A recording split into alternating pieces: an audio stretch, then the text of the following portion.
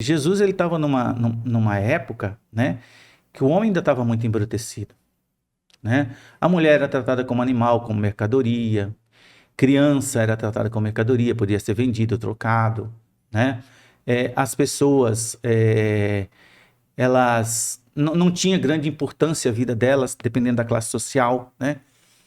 E Jesus veio trazer uma forma de amar. Ele veio mudar o Velho Testamento. Olha, aqui dizia dente por dente, olho por olho. Agora eu digo, amai os vossos inimigos.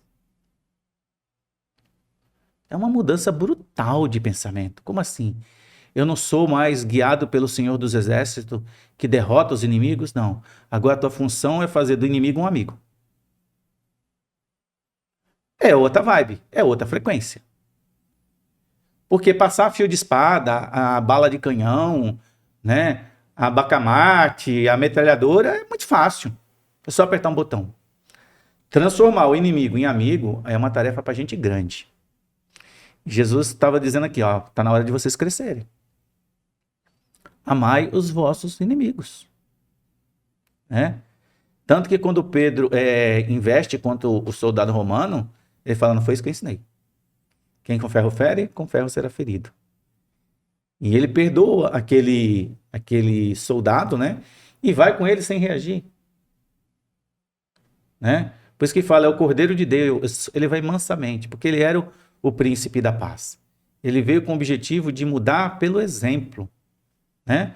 Porque palavras convencem, mas o exemplo ele arrasta. E Jesus sabia disso, porque ele não está na infância espiritual que nem nós. Ele é o nosso irmão mais velho. É o espírito mais iluminado que já desceu aqui, né? Na crosta terrestre. Então o amor de Cristo ele é um amor muito amplo, né? E só o fato dele pisar no plano terreno já mudou toda a estrutura do planeta. E quando eu falo isso, não é só do ponto de vista espiritual. Muita gente que não vê pelo ponto de vista espiritual, vê pelo lado da ciência, sabe que a história é dividida em dois períodos. A nossa história de homens modernos, né? Antes e depois de Cristo. Que Jesus veio transformar o mundo.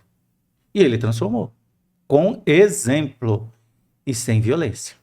E é interessante você falando sobre Deus, né, sobre o castigo, que mesmo naquela época, né, a pessoa achava que ia para uma guerra e perdia, é porque ele desagradou a Deus, né? Então, Deus estaria do lado dos sanguinários, né? E até hoje a gente vê as pessoas falando assim, né? Ó, Deus castiga, ó, aquela pessoa tá se dando mal também, a mão de Deus tá pesando. Sim, sim. Até hoje ainda tem resquícios da gente ter uma visão equivocada de Deus, né? Como se ele tivesse do lado do violento, sendo que a proposta de Jesus é justamente a de amor, né? A de perdão. Sim, sim. A resposta de Jesus para todas as ofensas que ele recebeu, para todos os ataques, foi o amor. E ele fala muito também o quê? Do amor ao próximo. Ele pega os mandamentos e conversa com o jovem e fala todos os mandamentos.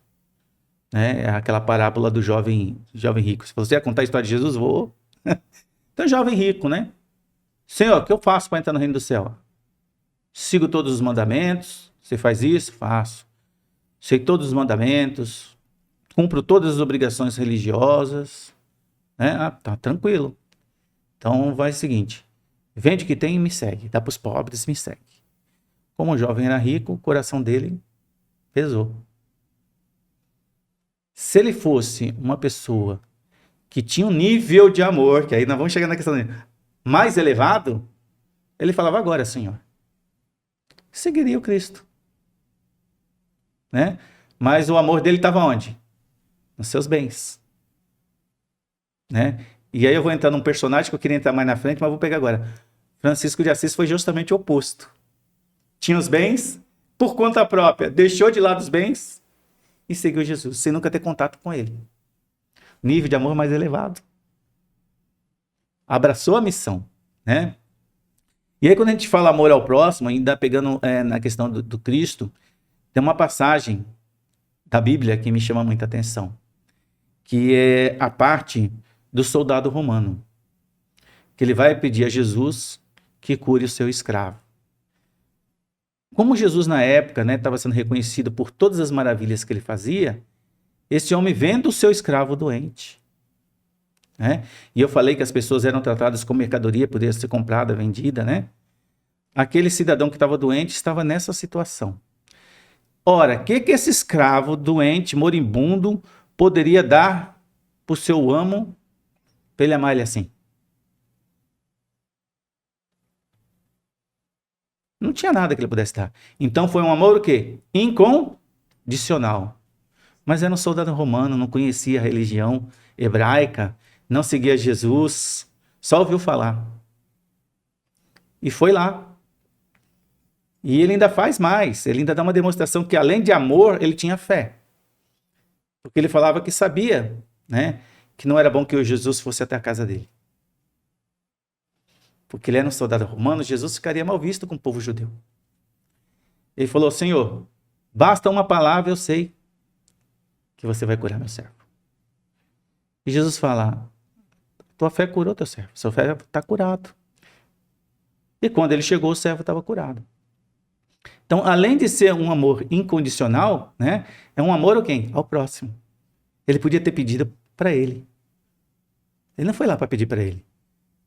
E é a mesma coisa de você chegar para o Papa e falar, ir até o Papa hoje, vamos supor, pegar uma alegoria. Sim. Não é a mesma coisa, tá? Sim. Mas só uma alegoria. Você chegar para o Papa e falar, Papa, eu vim aqui porque meu cachorrinho está doente.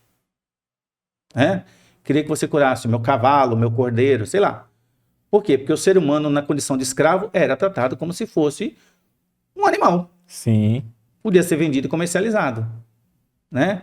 Muita gente ia falar assim, isso é um absurdo, tu sair da tua casa, vir até o Papa para pedir para curar o seu bichinho de estimação, lá, o seu pet, né? Mas foi isso que esse soldado romano fez. Foi até Jesus e falou, cura o meu servo. Então esse aí é um exemplo, né, do amor ao próximo, né, e do amor incondicional. Sem pedir nada em troca. O que você achou desse corte? Coloca aqui nos comentários a sua opinião sobre esse tema. Para ver o episódio completo, é só pesquisar Recomeçar Podcast Espírita. E caso tenha ficado alguma dúvida sobre a doutrina espírita, é perfeitamente normal.